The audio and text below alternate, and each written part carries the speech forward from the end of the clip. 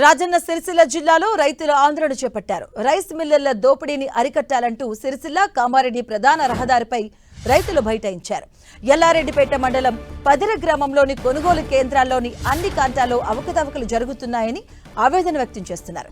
వెంటనే ప్రభుత్వం స్పందించి అధికారులు రైస్ మిల్లర్లపై చర్యలు తీసుకోవాలని రైతులు డిమాండ్ చేశారు.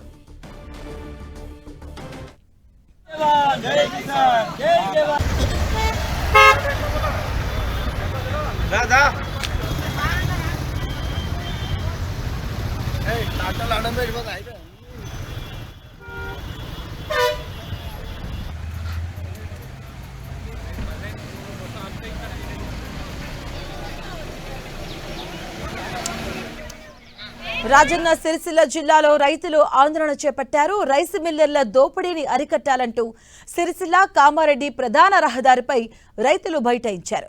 ఎల్లారెడ్డిపేట మండలం పదిర గ్రామంలోని కొనుగోలు కేంద్రాల్లోని అన్ని కాంటాల్లో అవకతవకలు జరుగుతున్నాయని ఆవేదన వ్యక్తం చేశారు.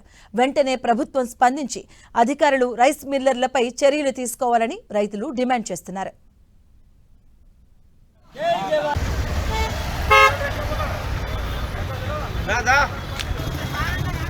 రాజన్న సిరిసిల్ల జిల్లాలో రైతులు ఆందోళన చేపట్టారు. దీనికి సంబంధించిన పూర్తి అప్డేట్స్ మా కరెస్పాండెంట్ సతీష్ అందిస్తారు. సతీష్.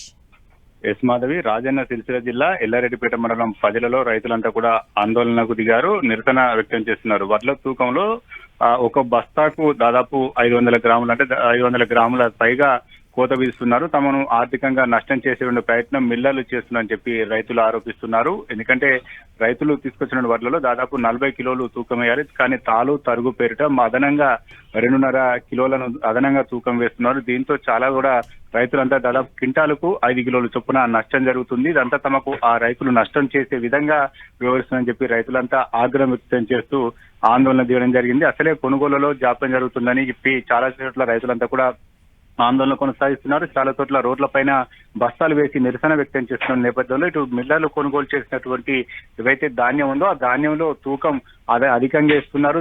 తాలు తలుగు పేరుట ఇంకా కూడా తమను దోచుకునేటువంటి ప్రయత్నం చేస్తారు. ఇటువంటి విధానానికి మిల్లర్లు కావచ్చు స్వస్తి పలకాలి, అధికారులు వీటిపైన చర్య తీసుకోవాలని చెప్పి రైతులంతా కూడా డిమాండ్ చేస్తున్న పరిస్థితి. కారుగాలు శ్రమించి పండించినటువంటి పంట అంతా కూడా తమకు ఆర్థికంగా లాభం చేకూర్చే విధంగా లేదు, కానీ కొనుగోలు చేసినటువంటి మిల్లర్లకు కొంత ప్రయోజనం చేకూరుస్తుంది. ఇటువంటి విధానం పైన అధికారులు దృష్టి సాధించాలి, తమకు న్యాయం చేయని చెప్పి రైతులంతా కూడా పదిలలో రాస్తారోకో నిరసన దిగినటువంటి పరిస్థితి. ప్రస్తుతం అయితే ఇంకా కూడా నిరసన కొనసాగిస్తుంది. మిల్లర్లు ఆర్థికంగా తమను దోచుకున్నారని చెప్పి రైతులంతా కూడా ఆగ్రహం వ్యక్తం చేస్తున్నారు. దాదాపు 40 కిలోల వరకు జోకాల్సినటువంటి ధాన్యాన్ని బస్తాకు అదనంగా 2.5 కిలోలు ఎక్కువ జోకుతున్నారు. అది కూడా తాను తరుగు పేరిట తమను దోచుకుంటుందని చెప్పి రైతులంతా కూడా ఆవేదన వ్యక్తం చేస్తున్నారు. ఇటువంటి పరిస్థితుల్లో తాము పెట్టిన పెట్టుబడి కూడా తమకు రాదు, ఆర్థికంగా చాలా నష్టం జరుగుతుందని చెప్పి రైతులు ఆవేదన వ్యక్తం చేస్తున్న పరిస్థితి సిరిసిల్లలో నెలకొంది. మాధవి. సతీష్, అంటే ఎంతసేపటి నుంచి ఆందోళన బాట పట్టారు? అధికారులు ఏమైనా దీనిపై స్పందించారా? అక్కడికి చేరుకున్నారా? ఏమైనా మాట్లాడుతున్నారా?